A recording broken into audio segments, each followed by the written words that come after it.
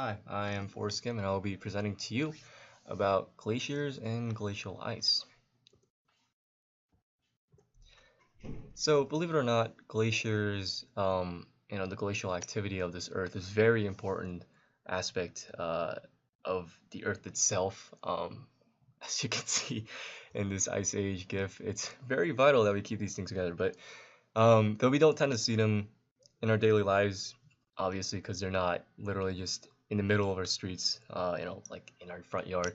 Though we don't really think about them too much, these monsters of ice have a very, very big impact on our climate and our environment, and ultimately traces back all the way to where we live today. So, what are glaciers and glacial ice? Well, oddly enough, there's a surprising amount of people who get confused as to what these glaciers are really like. And I've heard people say, "Oh, the glaciers, those are what brought down the Titanic, the countless ships in the past." They're not entirely wrong because icebergs, which are really what took down the Titanic, um, do kind of branch off of glaciers and such. But basically, glaciers are uh, huge bodies of compacted snow that kind of form over the course of a year, not a year, like years, millenniums, ages. And currently, right now, we have many, many glaciers and many glacial forms left from the Ice Age. And it's basically snow and ice is left behind, and it basically gets compacted and just very compressed and hardens into gigantic solid formations. And they actually can reach up to sizes of like 8,000 to 8,300 square kilometers in area, and that's just an example, which is the Van Nijlkel Glacier, and it can be even more massive as that. So, beyond that, glaciers can be found in various places all over the Earth.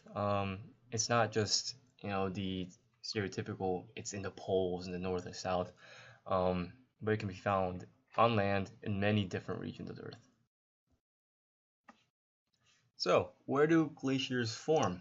Well, like stated before, glaciers and giant ice formations, they can occur generally all over the Earth, basically. And aside from the well-known areas of, the Antarctic regions near toward the poles, there are many dispersed lesser um, formations of these gigantic glaciers throughout places.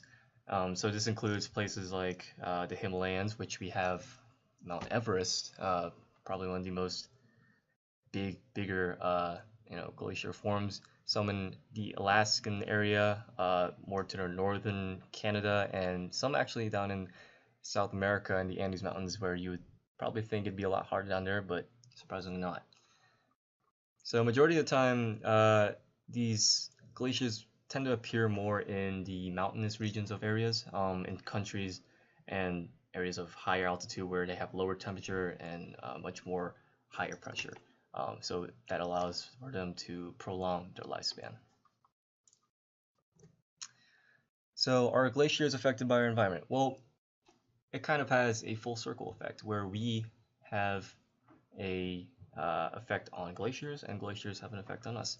But today, basically, global warming is kind of an issue that is very, very evident in our global environment right now. It might be a little controversial because of political parties and their views, but scientists have actually found indications about global warming and their links to, glaciers and just general ice cap movement. And it all traces back to human activity from the last couple of hundreds of years or so. Because what we've been doing is we've been heating up this environment and the atmosphere, and as evident as you can see in the diagram, you will see that the line of basically where start of the glacier and the ice cap is basically receding, as well as is in this video you can see the time lapse of very big chunks of this glacier just falling apart, melting. So yeah, it basically just we have an effect on it and has an effect on us, kind of not emotionally, but mentally. So let's get into that. How do glaciers affect us directly? Well, with the physical evidence of glaciers all over the world, melting and disappearing, there's kind of a question that arises with it. What exactly are we doing that makes this happen? And obviously, uh, it's a very, very known issue where we are using fossil fuels and for countless generations now, and we have been putting a very, very significant carbon footprint on this Earth, and just basically emitting so much carbon, um, out into the atmosphere. And the amount of carbon dioxide emitted from our fossil fuels and usage of other like energy sources with releases of gas are ultimately heating up our entire universe, not universe, our entire world. Um, so basically, our temperature is just getting higher and higher as we talk. Um, so that obviously goes to show, as you can see in the diagram, from 1939 to 2008, there's a significant change in amount of ice and snow and just general glacier formations. I found this little funny little comic here. Car emissions are a major contributing factor to the glaciers melting, and our new designs take that into consideration. Basically, it's just showing how big of an issue that this could become, where we would have to actually have boat cars, and that's a very interesting thing.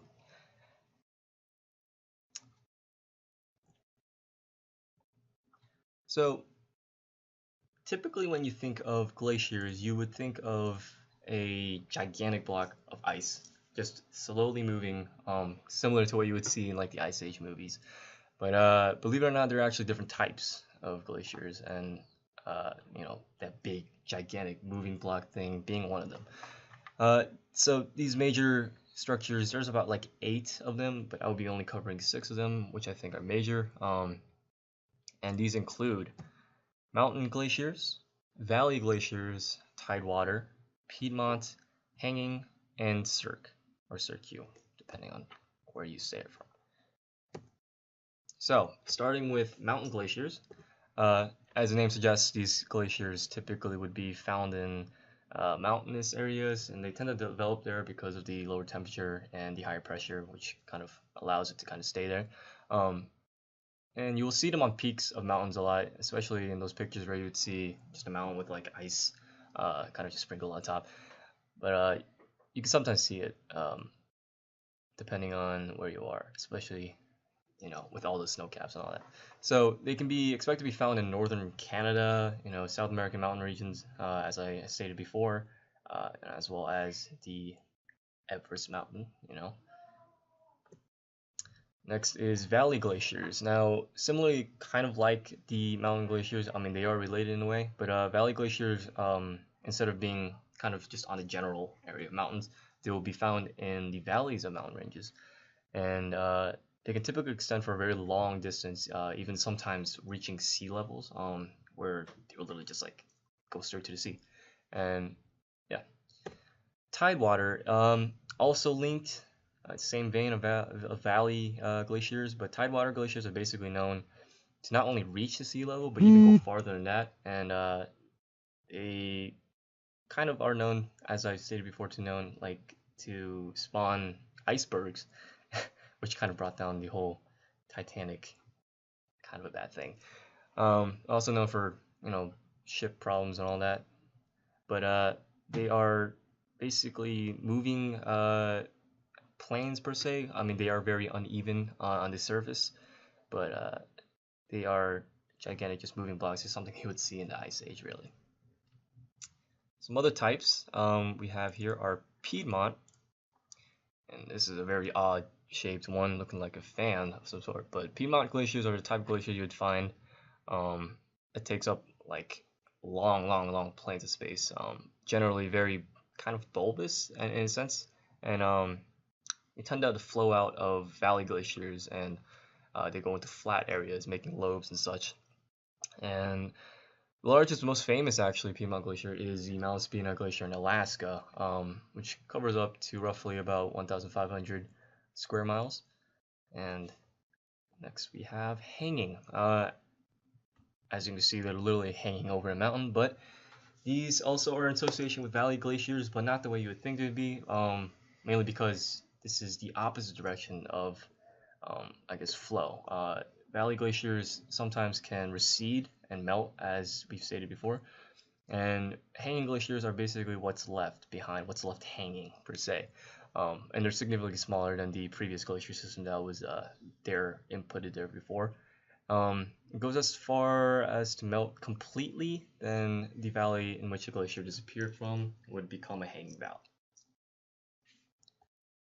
Here we have cirque or cirque, depending on who you are and how you want to say it.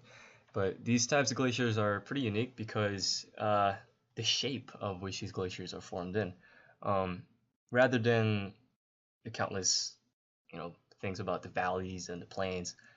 Rather than that, they have a shape of a bowl, and they tend to form in a cavity that's very bowl-shaped, also known as cirques or cirques, depending, and kind of shaped kind of like an amphitheater in a sense. And other names of this can be also known as, Corey or even Coombe, CWM. I'm not sure, but that is Welsh for valley. And they can be found in higher sections of mountain ranges and tend to be very, very wide in shape. So yes, and some actually can be found in the national park in Washington State here in the U.S.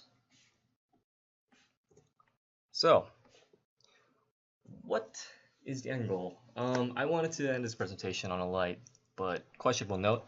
So, as you learned here, glaciers are like very unique formations that are present on Earth, but are slowly dying out and receding more and more. And these changes will ultimately affect the entire world's environment and climate, mainly due to our destructive deeds that continue to melt the ice caps and such. So the question is, do you think we will be able to revert our actions in any way, and how? So, yeah, think about that. All right, thank you for watching.